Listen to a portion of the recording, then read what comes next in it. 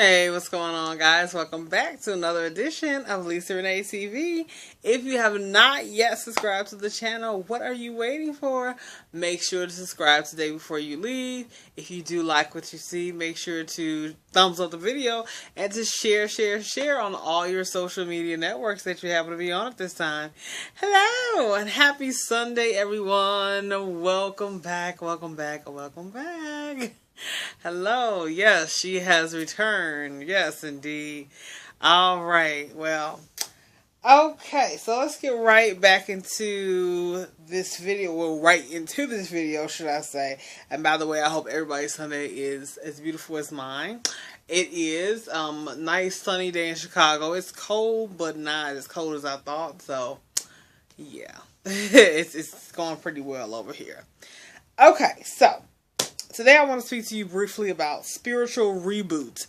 So I feel like we are going through a spiritual reboot. This is a word that just kind of fell in my spirit not too long ago.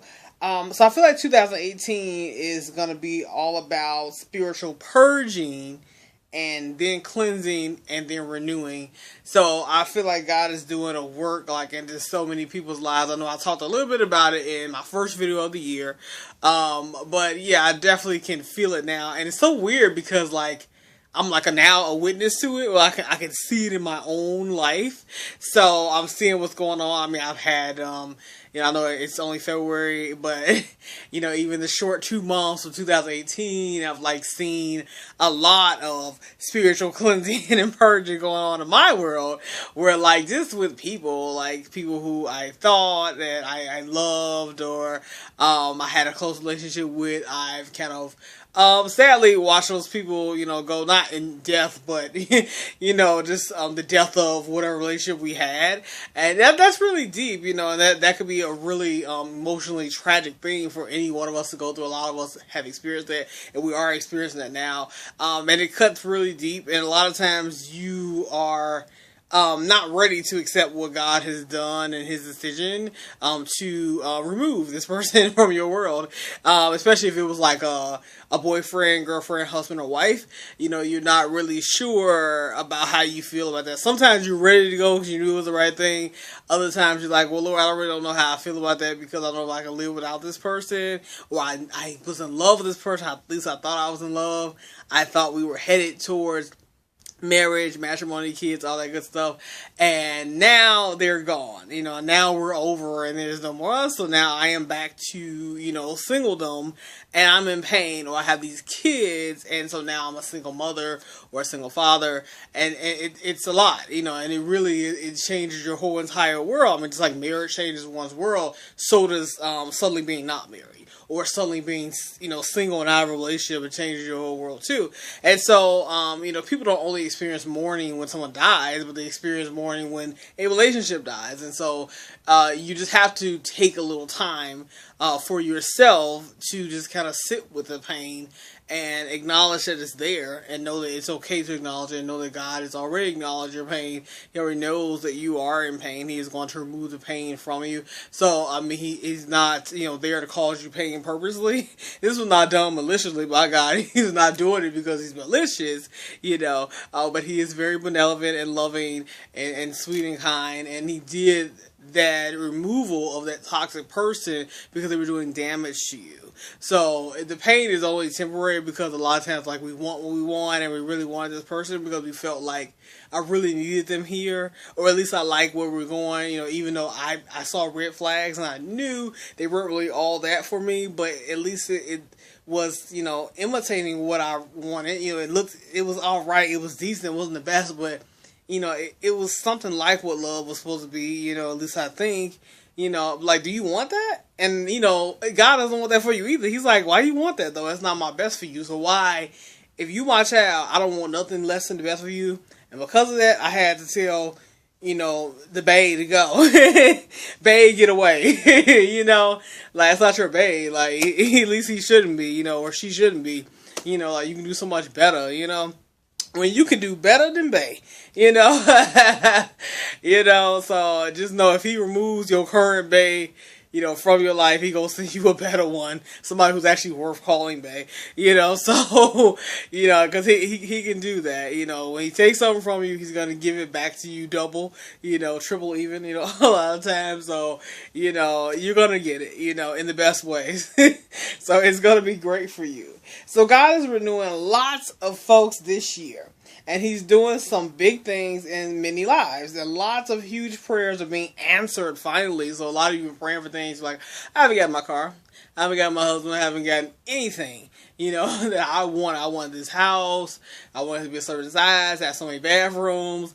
I haven't gotten it, like you will, finally, like our huge prayers that we've been praying for are finally going to be answered. So it's so important during this time to stay in tune with our visions. So whatever vision that you had planned out for your life, whatever vision God gave you for your life, you want to try to stay in tune with it and try to stay on the path, because every day is a huge distraction. Like your normal life, your 9 to 5 can be a distraction to you, your kids can be a distraction, your husband, just anything. Waking up in the morning sometimes is a distraction. That alarm clock is a distraction. Everything could just be anything to tie you up and pull you away from where God is taking you. So, and then also sometimes when the devil notices that, your big blessings on the way, he will work even that much harder to really get you off track. Because he's like, I need you to, not be paying attention to God right now, because I'm trying to get up in this thing and screw it up for you. So he'll send all kind of counterfeits your way, especially for, my ladies who are waiting on husbands, he'll send all kind of counterfeits at you, your ex to come up and call you, like, now why is he calling me? Like, we haven't talked in like years or months, like, why is he even calling me? Yeah, I mean, that ain't because, you should give it a try again. So I want you to go back. No, you shouldn't. That ain't nothing but the devil, throwing a dart at you, trying to keep you from getting the one that God really has for you. So if he can distract you with this fool over here, then you might possibly miss that a good opportunity that's coming your way, because you be so tied up, wrapped up, thinking, maybe we should give this a try again. I'm like, what a dumb idea, so, like, no, you shouldn't. No, you should not. So you was wondering, I'm telling you, your big sister Lisa is telling you, no, you shouldn't, girl. You shouldn't give him no, reblock him. If you unblocked him, reblock him again. Block him 3,000 times if you got to. No, you should not try it again. It didn't work the first time. It's the reason why it didn't work, okay? It ain't gonna never work, okay? Anyway, so basically I have a few tips for you that I'm going to leave you with. So, number one, just keep up with smaller weekly goals or bi-weekly, depending on, how you said it, which I've mentioned several times before. I mentioned it again. I'm going to keep mentioning it because I want you guys to get this. Keep up with smaller weekly goals or bi-weekly. If you have yet to start that, you don't like doing no weekly goals or the small weekly goals, get on it. It really works, and it is going to help you over time. You're going to see, like, oh my God, I can really see my dream coming true now. Like, I never saw my dream coming to fruition before in my life, but now I'm setting my goals and I'm knocking them out, and like, this is actually not seeming so impossible. A lot of times our dreams are so enormous that, they're insurmountable almost. You're like, I ain't gonna never accomplish that. I might as well stay at Walmart and keep working, because, at least I can see myself doing that. But this other thing I'm trying to do on my own recording studio, now why in the bleep would that happen to me? I'm not P. Diddy. Well, P. Diddy wasn't P. Diddy either. He was just Sean Combs until, he started, knocking out whatever goals he had to do, and he did it one step at a time, and then he became P. Diddy. Actually, he wasn't P. Diddy at first. He was Puff Daddy, and that was a whole other story, and then he became P. Diddy. But you could do that too. You can start changing your name. At some point you reach a point in life where you can change your name up, you can get that, you get that to a place in life as status and stature or whatever that you like. Actually, I'm the artist formerly known as, that was Prince. So, so yeah, I mean, you can do what you want to do in life. There are no limits. You are the person who puts limits on you. But it starts usually a big dream that people have. No matter whether you're trying to be a rapper, a singer, whatever it is, a pro golf player, a basketball player, whatever it starts, or owning your own real estate company, whatever it is. It usually starts with smaller goals first. It's just doing simple stuff, doing just the little things, and then they're going to branch out into bigger things. Number 2 is check in with yourself every like 90 days. I would say some people do every 30 days. I would say every 90 days to see what progress you made so far, and then also to see what still needs to be done, because there will be some things that you haven't done yet, some things that you may be procrastinating on, or you just haven't gotten done, which is totally fine. Nothing to feel bad about. There's still time to do those things, but you definitely want to check in with yourself and see, okay, so I've done X, Y, and Z so far. All right, that's good. We actually accomplished this, and that way you can actually look at yourself. And it's like a puzzle. You know, you put a puzzle together to your life here, and you're like, okay, oh my God, I got the whole left side of the puzzle done. This is awesome. So now you're starting to see like what God sees. You're seeing this picture, and it's looking a little more beautiful to you. So you don't feel like my life sucks and I hate my life. And I'm like, no, like why? Like you're awesome, you know. So now you're seeing, you know, your awesomeness a little bit more clearly now. So it kind of helps to take a step back every few days, you know, or so. So I say every 90. Some people every 60, and then some people every 30 days. Whatever you choose is fine, just to see, like, what have you done so far. I do it all the time. I do, like, brain refreshers for myself while I go over, I've done this, I've done that. I had to keep telling myself, because what happens is if you haven't yet accomplished something, you'll go into a negative space a lot of times, like, well, still hasn't happened yet. I hadn't even done that, you know, and you start feeling, or if you look at other people, they've gotten their big thing going, you start feeling like jealous, so it keeps that from happening to you. That's another reason why you want to go over with yourself, what have you done so far? What have you accomplished so far? You know, you may not have the big thing going yet, but what have you done so far, though? So, little things matter, you know, so, yeah.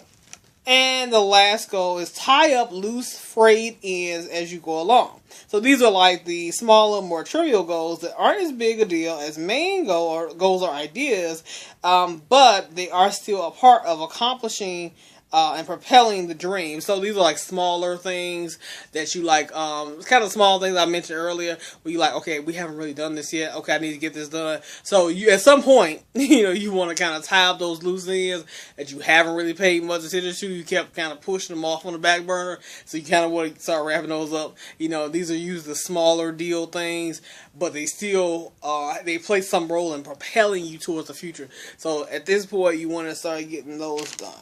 So, I do hope this video really blessed and encouraged you. And of course, I'm going to leave you with the script of the week. So this is for your Bible study, and also just for you to feel spiritually fed and spiritually led as well. And this comes from Nehemiah 8 through 10. See, I got to pull it up already. Okay. Alright, so they read from the book of the law of God, making it clear and giving the meaning so that the people understood what was being read. Then Nehemiah the governor, Ezra the priest and teacher of the law, and the Levites who were instructing the people said to them all, "This day is holy to the Lord your God. Do not mourn or weep." For all the people had been weeping as they listened to the words of the law. So Nehemiah said, "Go and enjoy choice food and sweet drinks, and send some to those who have nothing prepared. This day is holy to our Lord. Do not grieve, for the joy of the Lord is your strength." So pay attention to the last part of the 10th verse. It says, "Do not grieve, for the joy of the Lord is your strength." So the joy of the Lord is your strength indeed, and you know you don't have to mourn or weep, even during seasons of your life when you know everything around you is falling down, and you have a lot to weep about, a lot to cry about, you know, a lot to give up on. Do not do that. Take comfort in just knowing who God is, and just rest in that, and decide in your mind, I'm going to rest in just that fact of knowing that God is God, and I'm all good. I don't really have to, you know, cry about anything, and that's really where true joy comes from. It doesn't come from anything in the world. You're going to find as you grow in your Christian walk as well, that true joy really just comes in Christ. It's not going to come from a lot of this stuff out here.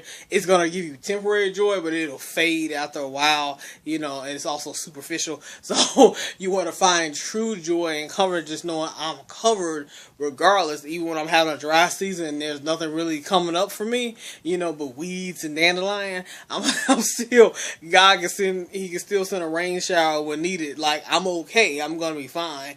And I had some rough seasons. I told you all about it, like, in past videos, and that was the only thing that got me through, was just knowing that He was God and I was good.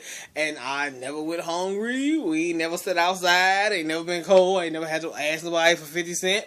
I was good. You know, I was okay. So he took me through. He was the only person who got me through those seasons and got me and my family through those seasons. And you know, so will you. You know, he'll be the only person to get you through those seasons. I'm not saying you don't have external help. You know, down here. I'm just saying he's gonna get you through. You know, regardless. So you don't have to cry and be upset and you know feel like oh you know life sucks. It's gonna continue sucking. No. It may suck, but only for a minute. In other words, joy comes in the morning, you know? So, yeah. So, anyway, that is all I have for you today. Thank you so much for joining me. As always, I love you guys. I'm praying for you guys. And God bless you guys as well. I hope everybody has a wonderful week. We're starting a new week. Tomorrow's Monday, so Monday madness, but we're going to turn into Monday gladness. We're going to try to be glad, be happy. So, make it a positive Monday if you can. And I will see you guys later. Bye.